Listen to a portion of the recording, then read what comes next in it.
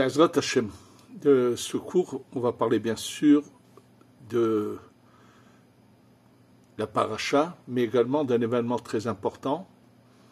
C'est le fait que le 11 Cheshvan, donc le premier jour de la semaine de la paracha de Vayera, c'est ce qu'on appelle la Hiloula, le jour du décès de Rachel Imenu. Rachel Imenu, il faut que vous le sachiez,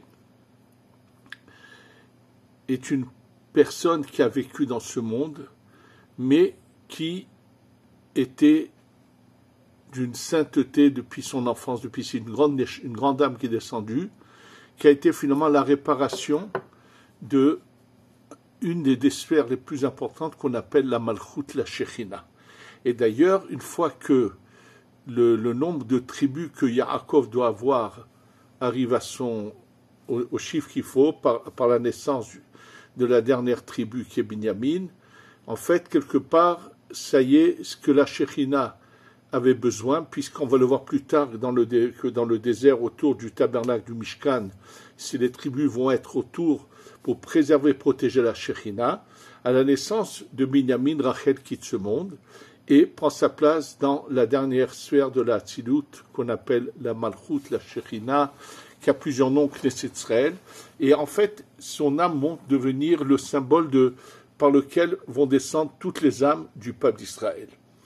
Et bien sûr qu'au moment de la destruction du temple, la Shechina, ce sanctuaire qui est de sainteté, de lumière divine, par lequel descendent les âmes du peuple d'Israël, part en exil.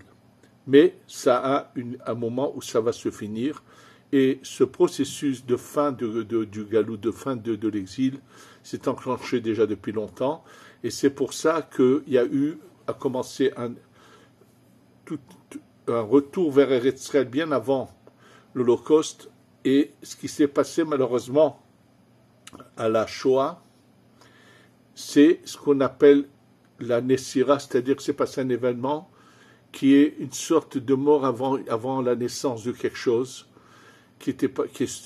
ça pouvait être évité bien sûr, mais en tous les cas malheureusement ça n'a pas été évité, et ça a fait quelque chose de terrible qui correspond aux 6000 ans de ce monde, et qui sont le prélude de cette naissance vers cette étape suivante, où la fin des 6000 ans est l'entrée dans le 7e millénaire, qui serait le grand Shabbat des 7000 ans. Et donc ce processus s'est fait malheureusement, mais il a fait qu'après ce malheur, il y a eu le retour plus important qui va en grandissant du peuple d'Israël sur sa terre. Et dans le processus, il fallait que la terre revienne sous la domination du peuple d'Israël. C'est ce qui s'est passé en 1948. Et ils se sont passés, on va le voir comment, des miracles inimaginables à cette époque-là.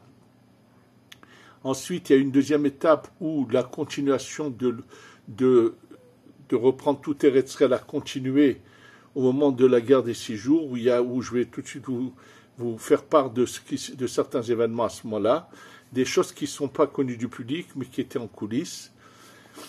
Et donc maintenant, ce qu'on va voir dans ce renouveau de lecture de la Torah qu'on a démarré après Simchat Torah, le premier texte du Rashi sur la Torah vient préciser que ça commence par ça, pour dire que c'est Dieu qui a créé le monde, c'est lui qui décide, et que lui a donné cette terre en entière au peuple d'Israël. Et là, on pourrait rire comme on voudrait. Il y a des personnages qui se prennent pour le bon Dieu, qui apparemment font des choses bien, mais également, à côté de cela, veulent eux décider. Et je parle bien sûr clairement de Monsieur le Président américain, qui a fait des choses sur lesquelles, bien sûr, qui sera récompensé, les bonnes actions, Dieu les récompense, mais qui s'est pris des fois un peu trop au sérieux en s'imaginant que c'est lui qui allait décider si on peut prendre l'entière domination de la terre d'Israël ou pas. Alors pour cela, pas seulement lui, il y en a d'autres aussi, mais je voudrais vous raconter 2 événements par rapport à cela, qui vont nous faire comprendre qu'il y a bien un maître sur terre, c'est Dieu, que c'est lui qui décide de tout, et non pas les hommes. Je vais commencer par un événement dont je me souviens dans mon enfance. En fait, il faut savoir qu'en 1948, le premier miracle qui s'est passé, c'est que la Terre a éjecté, a rejeté grand nombre de ces nomades qui s'y étaient installés, et ils sont partis. Au moment de l'indépendance de l'État d'Israël, beaucoup d'entre eux ont décidé de partir. C'était la volonté divine. Il y a eu toutes sortes d'histoires. Je ne sais pas qui leur a répondu. Les Juifs, ils ont la bombe atomique, des bêtises. Bref, ils sont partis. Et bien sûr, Israël souffrait de certaines actions de terrorisme qu'ils appelaient à ce moment-là les Fedaya, qui faisaient des actes de terrorisme tout près de Jérusalem ici, puisque c'était bien avant la guerre des 6 jours. Et il s'est passé un événement, je m'en souviens, quand un dimanche matin, j'étais vraiment jeune, mon père, Zichrono Livracha, me demande d'aller lui acheter le journal. C'était le seul moyen d'avoir les informations à ce moment-là. On n'avait pas de télé, il n'y avait pas de radio, on ne nous donnait presque pas de données, mais je ne sais pas, une fois par jour. Bref, et quand je vais acheter le journal, je vois le grand titre un dimanche matin, le président américain Kennedy a été assassiné. Je ne sais pas si jusqu'à aujourd'hui ils savent ou pas, c'est pas important, qui aurait été derrière cela. Ça, c'est juste l'apparence, parce que Dieu a beaucoup de moyens pour mettre en œuvre ce qu'il veut. Je vais juste vous rappeler une des phrases mentionnées dans le livre qui s'appelle le Tikkuné Azoar de Rabbi Shimon ben Yochai. On sait dans le début de l'histoire que Caïn va tuer son frère Hevel. Alors bien sûr, tel que c'est raconté, pour telle raison ou telle raison, mais là le Tikkuné Azoar nous dit une phrase très importante. Sache que si Hevel n'était pas passible de mort, jamais Caïn n'aurait pu le tuer. Oui, c'est les paroles du Tikkuné Azoar. Et là, le Tikkuné Azoar révèle un peu qu'est-ce qu'il aurait fait, qu'il a rendu passible de mort. Ce n'est pas le sujet qu'on va aborder maintenant, donc je ne veux pas rentrer là-dedans, mais en tous les cas, c'est les paroles du livre qui s'appelle le Tikkuné Azoar. Donc le fait que le président Kennedy ait été assassiné, quelles que soient les causes qu'on pourrait nous raconter, ça c'est ce qu'on voit. Mais maintenant, nous, on va parler de ce qui s'est passé dans les coulisses de cet événement. En fait, il s'est passé la chose suivante. Ici à Yerushalayim a vécu à cette époque un très grand saint, un grand Mekoubal qui s'appelait Rav Salman Moutsafi, qui est le père de l'actuel Rav Moutsafi, qui donne des shurim partout, qui est déjà d'un certain âge, mais qui est un grand érudit, qui diffuse beaucoup de Torah. Son père est très connu, élève de Rabbi Yehuda Aftaya, grand Mekoubal, qui vivait ici à Yerushalayim, pas loin de cette rue où je me trouve là. Et on est venu le voir en lui disant, il s'est passé un événement. Quel était l'événement? Le Kennedy voulait imposer à l'État d'Israël de réouvrir ses frontières et de laisser rentrer tous tous ces nomades qui étaient là, qui étaient partis, de les laisser revenir. Naturellement, ça mettait en péril l'existence même de l'État d'Israël, puisque à cette époque-là, le nombre de Juifs qui habitent en Israël était quand même très inférieur à ce qu'il est aujourd'hui, et ça mettait en danger l'existence même de l'État d'Israël. Et il avait déjà mis en œuvre son idée et vouloir l'imposer. Donc les gens sont allés voir le Rav Salman Moutsafi et lui ont dit, regarde ce qui se passe, il y a un danger pour l'État d'Israël, pour le peuple juif qui vit en Eretz Israël. Le Rav Salman Moutsafi, qui habitait à 2 ou 3 rues d'ici, d'où je vous parle, venait tous les vendredis soirs après le repas dans une synagogue qui se trouve dans cette rue même où se trouve notre collègue un peu plus loin, qui s'appelle Ohel Rachel. C'est une synagogue qui est 30 ou 50 mètres d'ici. Et lui, tous les vendredis soirs, il faisait des prières particulières, des enseignements avec des grands tzadikim, des vieux qui aimaient venir l'écouter, faire avec lui tout ce qu'il faisait. Et le fameux vendredi soir où on l'a mis au courant, quand les gens qui avaient l'habitude de venir à son cours et à ses prières qu'il organisait le vendredi soir, ça après le repas à la maison, il venait de sa maison à cette synagogue qui est pas loin d'ici, il a fermé à clé la porte, il a interdit aux gens de dire ce qu'ils vont voir. Et c'est ce qui s'est passé. Donc on ne sait pas ce qui s'est passé, mais il s'est passé des choses. Et quelques heures après, Kennedy a été assassiné. Lorsqu'après Shabbat, on est venu le dire au Rav Salman Moutsafi, il a dit, mais bien sûr, on ne peut pas faire ce qu'on veut du peuple juif, il y a un Dieu sur terre, c'est sûr que lui, il a agi, il a fait quelque chose. Jusqu'à aujourd'hui, personne ne sait, puisqu'il avait interdit aux gens qui étaient dans cette synagogue ce vendredi soir de dire ce qu'il a fait, et ce monsieur est parti. Bien sûr, parce qu'il faut savoir que Dieu n'abandonnera jamais, jamais son peuple. Même si c'est un juif qui agit mal, il peut avoir le même sort. Et là, je vais vous raconter ce qui s'est passé le soir du 11 Cheshvan de Rachel Imenu, il y a pas mal d'années de cela, qui est tombé, cette année là-bas, c'est tombé un samedi soir également. On a eu malheureusement des gens qu'on appelle dans notre langage à nous le Erev Rav. Ce sont des âmes d'Égyptiens qui étaient sortis d'Égypte avec le peuple juif, mais qui les ont fait tellement de fois trébucher dans le désert, qui sont revenus en réincarnation, et c'est ces gens-là, eux, sont prêts à, même s'ils sont nés dans le peuple d'Israël, mais ce sont ce qu'on appelle le Erev Rav, c'est ces âmes d'étrangers qui ont fait une fausse conversion quelque part, et qui veulent en fait faire du mal au peuple d'Israël aujourd'hui en redonnant la terre d'Eretz Israël. Ça a été le cas de deux individus qui ont fait beaucoup de mal et de tort. On est en train de payer jusqu'à aujourd'hui la suite de leur attitude. C'était Yitzhak Rabin et Shimon Peres, absolument. Et quand ils ont fait cet accord d'Oslo, qui a été un malheur pour le peuple d'Israël, à vouloir armer tout ce qu'on les Palestiniens, tout ce que nous subissons actuellement, n'est que la conséquence directe de leurs actes. Et l'année de cet accord, M. Rabin avait décidé de rendre la tombe de Rachel Imenu, absolument. Dans les accords d'origine, il avait rendu même la tombe de Rachel Imenu. Celui qui a réussi à le convaincre à changer un peu l'accord, c'était le Rav Lao de l'époque, qui était le grand rabbin d'Israël, qui a réussi à le convaincre en lui disant « Une maman, on ne l'abandonne pas ». C'est pour ça qu'aujourd'hui, ceux qui vont au Kever de Rachel Imenu voient que c'est comme une forteresse entourée de murs en béton.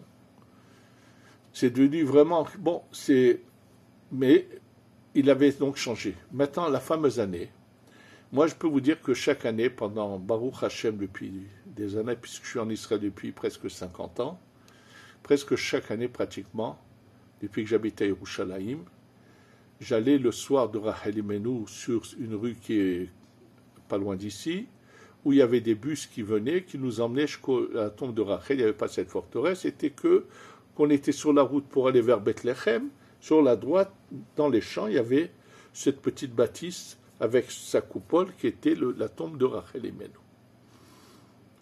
Et donc, ce fameux soir du 11 Cheshvan, qui était un samedi soir, je prends le bus comme d'habitude, et lorsqu'on arrive à côté de la tombe de Rachel Imenu, donc près de Bethléem, le bus n'arrive pas à avancer, c'est la pagaille, puisque entre-temps, eux, les Palestiniens pensaient avoir la domination sur l'endroit.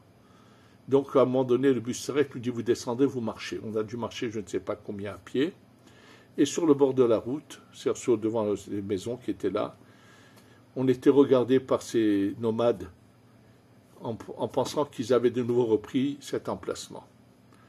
Bien sûr, ça avait touché énormément de gens. Et n'oubliez pas que la terre d'Eretz Israël n'est pas une terre comme les autres. Si on avait un moyen de tester, de savoir combien de lumière divine se trouve dans la terre d'Eretz Israël et ailleurs, on pourrait voir la différence, mais inimaginable, c'est un corps et une âme, ça n'a rien à voir. Oui, l'âme de Rachel Imenu habite également toute la terre d'Eretz Israël en entière. Absolument. Et donc, c'était très douloureux pour tous ceux qui ont cet amour et qui ont cette attache à la terre d'Eretz Israël, comme tout celui qui a un amour sincère pour sa mère, et que si on touche à sa mère, il se déchaînera, absolument. Donc nous, notre seul moyen de nous déchaîner, c'est par la prière d'agir. Et j'avais d'autres choses pour lesquelles je voulais prier, pour des gens qui m'avaient beaucoup touché pour un certain sujet. Donc quand je descends du bus et je me mets à marcher, et beaucoup d'autres, parce qu'en arrivant finalement à pied autour de cette ancienne bâtisse qui était, pas la forteresse qui est actuelle, mais l'endroit même de la tombe, combien on voyait de gens prier en pleurs, ça a été mon cas aussi, et tous imploraient Hachem. Et qu'est-ce qu'on a dit? On a dit, Rachel, tu dois te venger de ceux qui ont voulu te déshonorer, qui ont voulu rendre la terre d'Eretz Israël à des non-juifs que la terre ne supporte pas. Et je vais vous expliquer tout de suite ce que je veux dire. Et donc on a prié. Bon, à la fin, j'ai prié aussi pour un autre sujet ce soir-là. Je sors de la tombe, je vais sur la route, et les bus ne sont pas là, c'est la pagaille, il y a des embouteillages. Finalement, d'autres personnes religieuses avec moi qui étaient à Rachel Imenu, on cherche à rentrer, il faut bien qu'on rentre. On voit un taxi, les longues Mercedes d'avant qui prenaient plusieurs personnes. C'était un taxi arabe qui venait de son village pour aller travailler sur Jérusalem. Et dès qu'on monte dans le taxi, on entend bien sûr que quelqu'un vient de tirer sur Yitzhak Rabin. Absolument. Et bien sûr, finalement, tout cet accord qui n'a été qu'un malheur pour nous, fait par des gens avec une idéologie totalement fausse. D'ailleurs, dans le Tikkun Ne'azoar, Tikkun Kafalef, le Tikkun 21, il est marqué clairement que lorsque bientôt le Mashiach va venir, la Shekhinah va demander à Kadosh Baruch Hu d'éjecter d'Eretz Israël tous ceux qui ont voulu nous empêcher de nous installer partout en Eretz Israël. Garesh et ta'ama azot be'et bena ilen arevrav shegirshuni mistapear benahalat Hashem. Je vous répète, c'est les mots mentionnés dans le Zohar, Tikkun Azor, Tikkun Kafalef, ce sont les mots où la Shekhinah dit renvoie tous ces gens-là. De toute façon, j'ai déjà l'occasion de vous dire que de la même manière qu'en Égypte, dans les 10 plaies, il y en a une qui était la plaie des ténèbres. Le Zohar dit qu'il va y avoir une plaie semblable de ténèbres qui va durer 15 jours et pendant lesquels, justement, tous ceux du peuple d'Israël qui sont nos ennemis, de la même manière qu'en Égypte, pendant une partie du peuple d'Israël est mort pendant ces ténèbres, il va se passer la même chose, et que tous ceux qui continuent à vouloir être avec ces idéologies de gauche, ou bien des fous qui se prétendent religieux et qui veulent donner tout à nos ennemis, il faut savoir que je les plains de ce qui va se passer. En tous les cas, il faut savoir que tout là-haut se passe là-haut. Donc celui qui aujourd'hui veut nous imposer, qui se moque en disant qu'il ne se passera jamais, qu'on ne pourra jamais nous installer partout en Eretz Israël, qu'on ne pourra pas mettre la loi israélienne sur la Judée-Samarie, oublie les choses. Et là, je voudrais également vous raconter ce qui s'est passé au moment de la guerre des 6 jours. Sachez qu'au moment de la guerre des 6 jours, qui était bien sûr un événement que Dieu avait prévu, puisque ce déroulement de la délivrance se fait très lentement, étape par étape, puisqu'après la guerre de 6 jours, on a repris le reste des Eretz Israël qu'on n'avait pas pris en 48. Et sachez qu'à ce moment-là, comment Dieu est intervenu, ces miracles inimaginables qui se sont passés. Moi, je me souviens de cette époque. Tous ceux qui ont vécu ici peuvent parler de miracles inimaginables. Le Rav Ovadia Yosef, Zecher Tzadik Livracha, dont le jour de son anniversaire était il n'y a pas quelques jours, a une fois dans un de ses cours raconté comment ils étaient à Jérusalem, comment un obus jordanien avait mis le feu à quelque chose, et qu'ils étaient eux cachés dans des abris, ils avaient peur, et tout d'un coup un autre obus fait sauter une conduite d'eau qui éteint ce feu. Il y en a eu, mais les miracles étaient innombrables. Et ce qu'il faut savoir, c'est qu'à ce moment-là aussi, il y avait deux options dans le peuple d'Israël. Il y avait celle de celui qui était ce pauvre malheureux, qui était le premier ministre Lévi Eshkol. Aujourd'hui, tous les historiens connaissent les choses, qui, lui, ne voulait pas aller à la guerre. Non, il ne faut pas qu'on soit les premiers à tirer. Il voulait laisser les Arabes reprendre le canal de Suez, le passage de détroit de Eilat. Bref, et bien sûr, il a une opposition qui ne l'a pas laissé faire ce qu'il voulait. Mais avant d'accepter, malgré lui, cette décision de déclencher cette guerre, le gouvernement israélien de l'époque a envoyé le ministre des Affaires étrangères de l'époque, Abba Eban, aux États-Unis pour rencontrer le président américain Johnson et pour lui dire est-ce qu'il est prêt, l'Amérique serait prête à intervenir pour que Nasser retire ses troupes du Sinaï et qu'il arrête de mettre ce blocus. Johnson lui a dit non, je suis trop occupé avec le Vietnam. Et sachez que si vous tirez vous le premier coup, on ne viendra pas vous aider. C'est-à-dire qu'il leur a fait comprendre clairement qu'ils s'opposaient à ce que ce soit eux qui déclenchent l'opération. Absolument, oui. Les États-Unis étaient opposés, plus que ça. J'ai eu l'occasion de vous raconter que des fonctionnaires ont dit clairement que pour eux qu'il y a une deuxième choix, ça ne les dérangeait pas.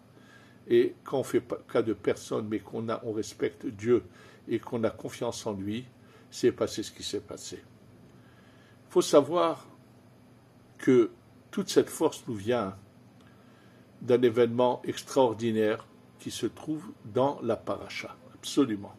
Dans notre paracha, à la fin de la paracha, on nous parle du dixième épreuve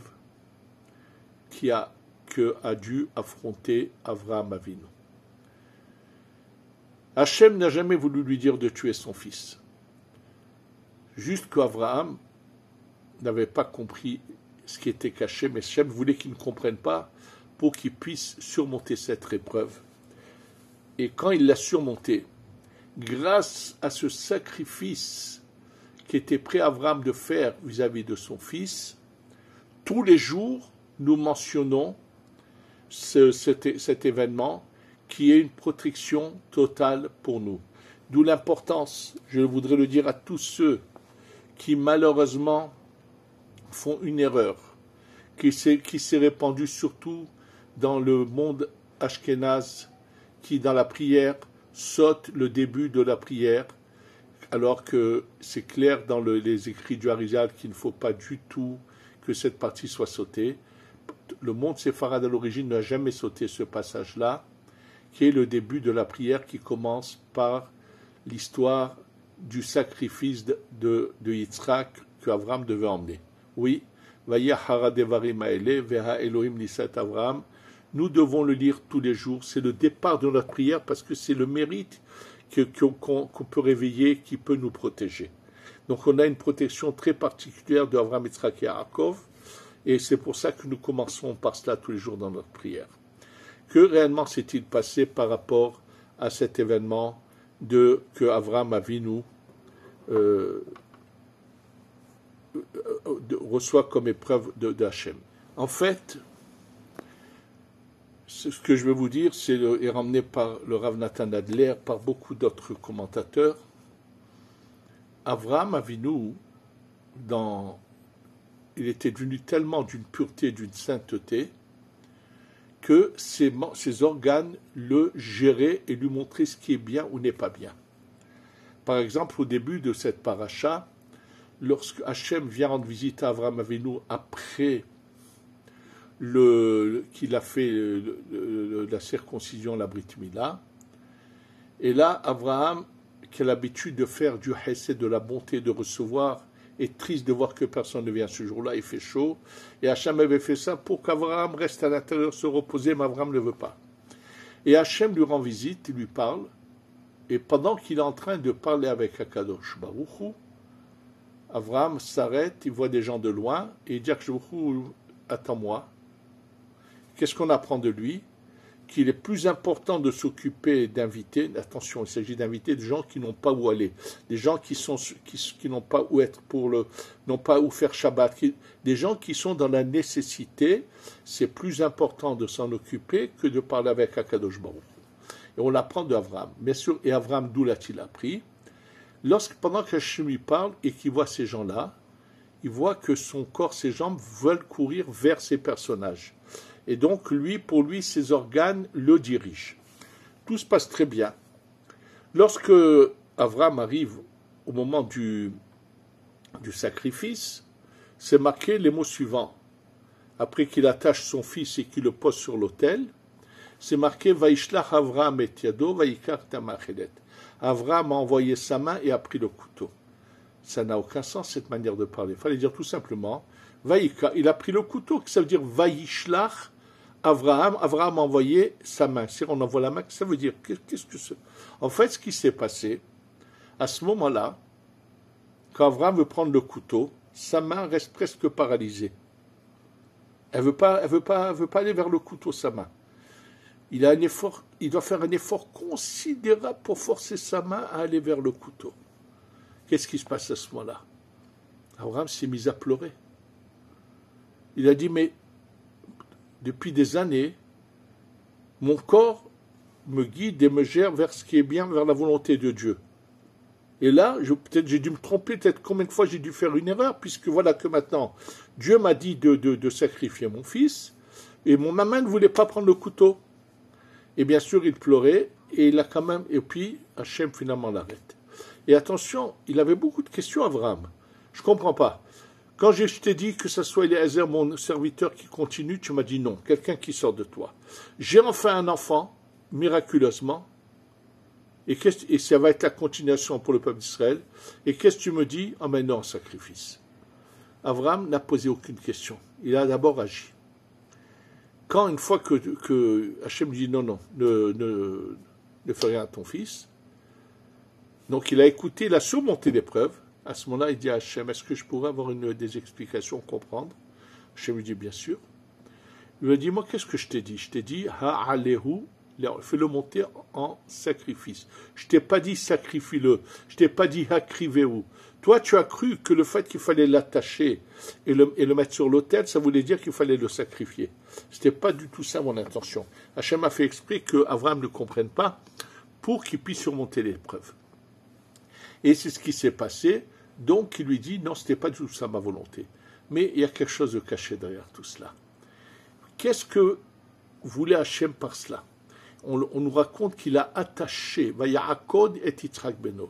Et vous savez qu'au moment où on pense à cela, qu'il a attaché son fils, ce à quoi donc nous devons penser dans la prière, comme le dit le Hida, que Hachem là-haut attache tous les anges qui nous veulent du mal.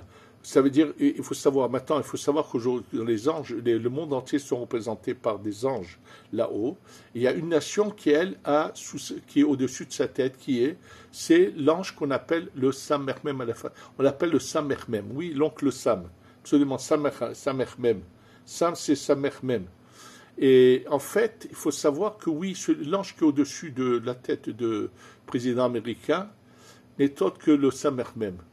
Et là, il a un problème, le Samermem.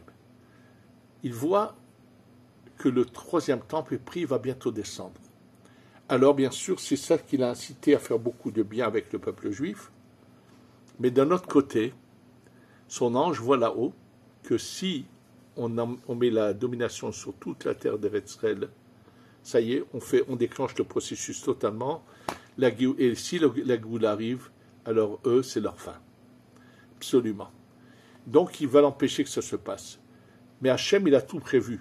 Au moment où Hachem a demandé à Abraham, c'est le chesed de la bonté, d'attacher son fils Yitzhak qui représente le din, il a fait que là-haut, on attache tous ces anges du din, tous ceux qui nous veulent du mal, sont attachés, ne peuvent plus agir. Il faut qu'on comprenne tous que nous sommes en fin de parcours, que personne ne pourra nous dicter notre conduite, on n'a pas écouté qui que ce soit. On doit aller dans ce chemin que Hachem veut, c'est de revenir tous à la maison, puisque Hachem veut que la Shekhinah soit parmi nous. Et je vous répète ce que je vous ai dit au nom du Or HaChaim Akadosh, que la Shekhinah réside dans le peuple juif, Be'odam Barit, lorsqu'ils sont en Eretz Israël. Il est temps que tous se réveillent, tous ceux qui peuvent, dépêchez-vous de faire vos valises. Venir accueillir ici le Mashiach qui doit arriver à tout moment. Le Hamas sera enterré totalement très vite, il restera plus un seul de nos ennemis.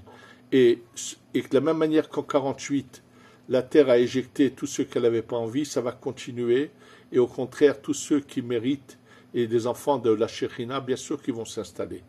Et sachez que la Shekhinah veut donner ses fruits et tout ce qu'elle fait à ses enfants. Alors nous allons tous savoir qu'il faut qu'ils comprennent, tous ces gens-là, tous ces présidents, quels qu'ils soient, de n'importe quel pays, personne ne pourra dicter au peuple juif ce qu'il doit faire, que Dieu nous dicte. Dieu nous a demandé de revenir sur notre terre et d'aller partout se répandre dans tout Eretz Israël. Et au fur et à mesure, il y a même dans chez les Mekoubalim, une pensée que lorsqu'on marche en Eretz Israël, on fait descendre de la lumière dans la Shekhinah, et il faut qu'on le fasse dans tout Eretz Israël, qu'on laisse s'installer partout. Et que finalement, on va vivre la Géoula Shlema, la délivrance totale va bientôt nous venir. Et que je pense qu'il faudrait que ces gens-là sachent, de la même manière que Dieu agit à tous les moments pour nous protéger, que ce soit un juif ou un non-juif qui agisse mal, ça a été le cas de Kennedy ou de Yitzhak Rabin. Hachem, je conseille à personne d'essayer de nous empêcher d'avoir Eretz Israël, puisque Hachem nous a promis cette terre, il va nous la donner, et la Géoula, la délivrance est proche, avec le troisième temple qui va incessamment descendre, et on va passer à l'étape suivante. Et bien sûr, tous ceux dans le monde qui auront fait du bien au peuple juif vont avoir aussi cette récompense éternelle qu'il y aura avec la venue du Mashiach, et que Be'ezrat Hashem ensemble, on puisse aller bientôt au Beth Amikdash, au troisième temple, qui va incessamment descendre à sa place, et qu'on va pouvoir passer, grâce à lui, à l'étape suivante, avec la délivrance totale, chez Tavor Alenu, qui va nous mettre au venir. Amen, ve Amen.